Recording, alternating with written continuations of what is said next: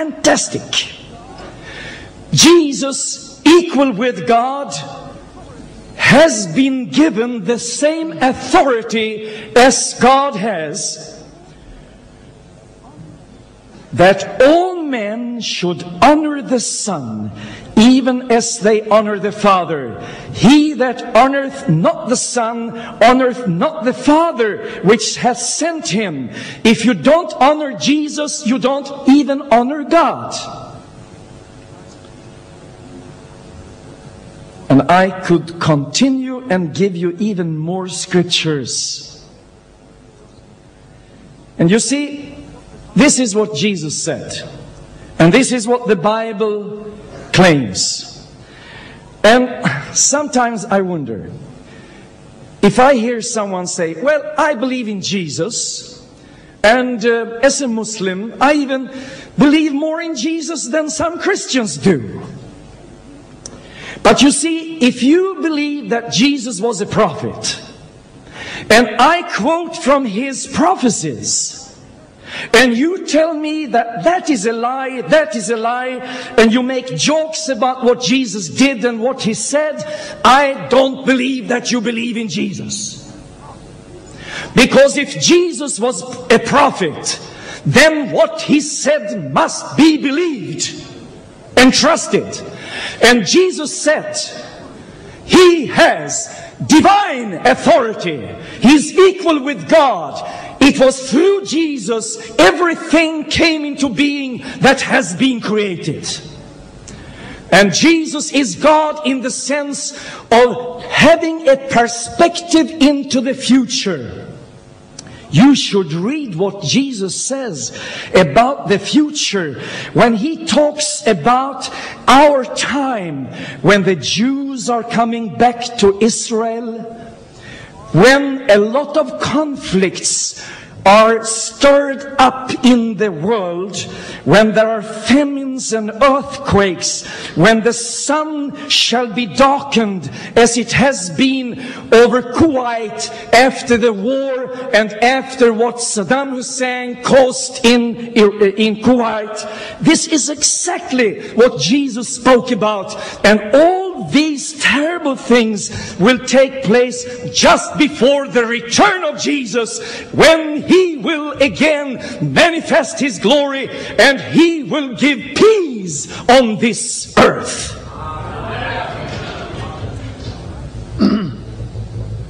Now, I respect Muslim brothers and sisters who say like this: can God have a son?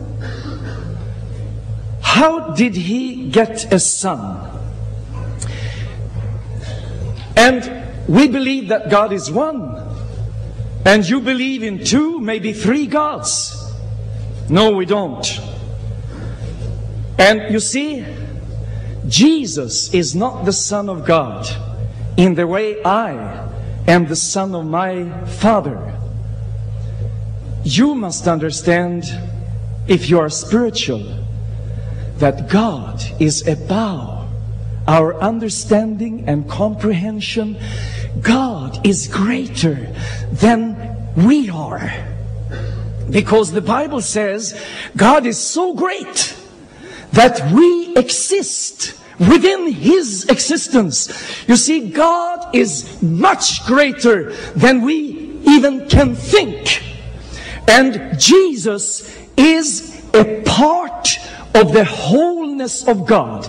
Even Mr. D. Dot taught us that in Genesis, when it talks about how God created this world, God is being mentioned in plural.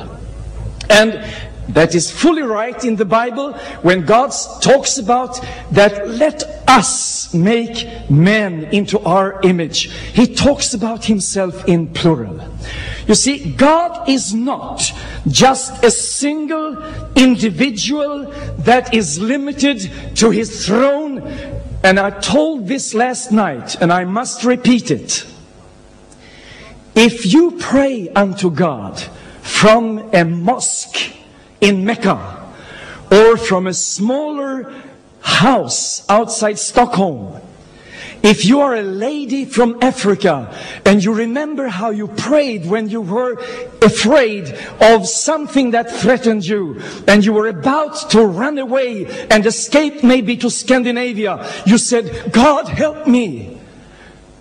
And that is the miracle of God, that He is not a single individual limited to His throne, because He can hear the prayers of a Pakistani and a Saudi Arabian. He can hear the prayers of an African and a Scandinavian at the same moment. He's everywhere.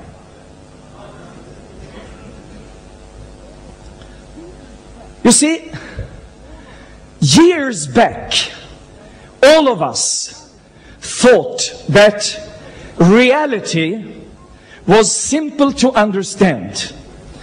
But science have cleared that reality is above our understanding on nearly every thinkable level.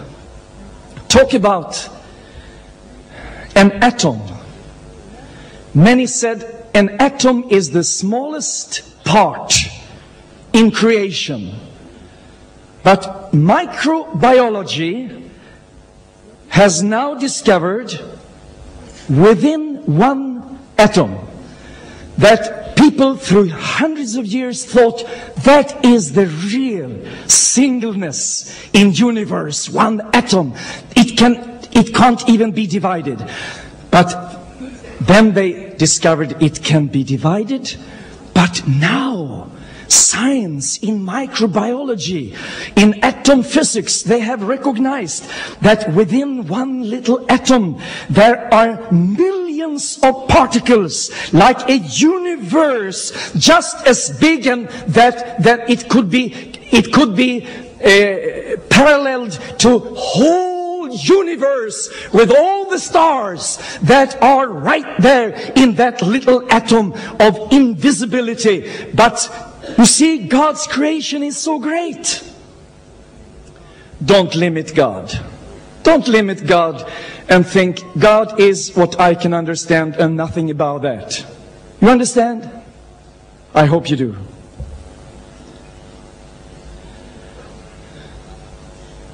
You see, when we talk about Jesus, I know you have a problem. You say like this, that God is so great that it is impossible that God, we have a whole booklet here written by Ahmed Deedat, and he makes a lot of jokes, and he scorns and he mocks and he blasphemes our faith. And he tells us, is God like this? That God could be tired like Jesus? That God could sit and eat and drink like Jesus? Is that God? Well, let me tell you, that is the greatness of God. When God saw people who were refugees, God thought of people similar to the Palestinians, without homes, without shelter, for the heat and for the cold.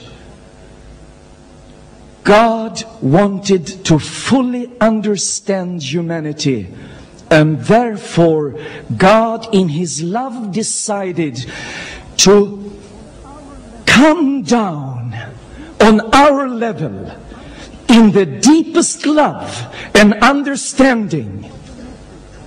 That's the meaning of the message of so God loved the world that He sent His only begotten Son.